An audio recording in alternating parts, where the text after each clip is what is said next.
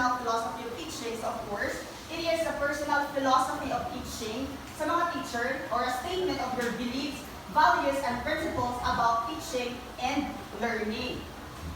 And this reflects also your unique approach to education and guide your practice. So, it simple means no nga, ang teacher di ay, every time nasa natin na you have their unique goals or unique na kanang principles kung unsa sila as a teacher, kung silang gusto sa mga student. So, di ba katong, if you remember katong sa eduk ko, nga di ba katong personal philosophy of teaching. So, I was also being there na naging ito katong critical thinking, ay katong foster growth mindset and critical thinking. So, if ever nga ako ma-teacher, magdito ako yung philosophy nga gusto ko nga, ikuan ako ang mind sa mga bata na there is room for improvement na wala tayo stagnant, which is learning is a continuous process. Wala akong gusto tayo.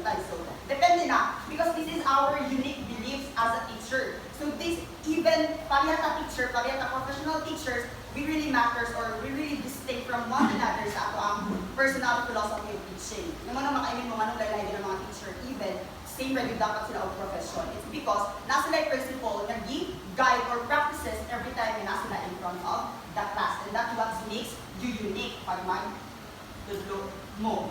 And also, when we say personal teaching philosophy, it must be demonstrate a purposeful. Kanang ay purpose line, kung mag-mark principle, tapos dito siya purposeful and also goal-oriented na dapat ma-reach din mo siya. Like, you're not just making a personal philosophy of your teaching kay para lang sa kauwihan. Kasi nga, this is one of our requirements pag apply na instructor, teacher, or even as a kid, basta related sa mga teaching profession.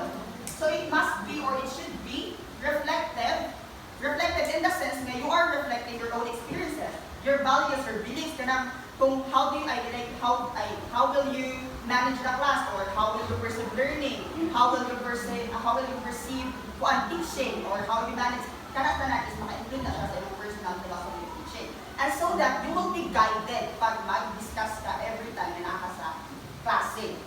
Second one is student-centered. So, kanino more one yung sa common kay you're student-centered, and of course we always focus on the needs of the students. Kung isay dapat sa student dili para sa imuha.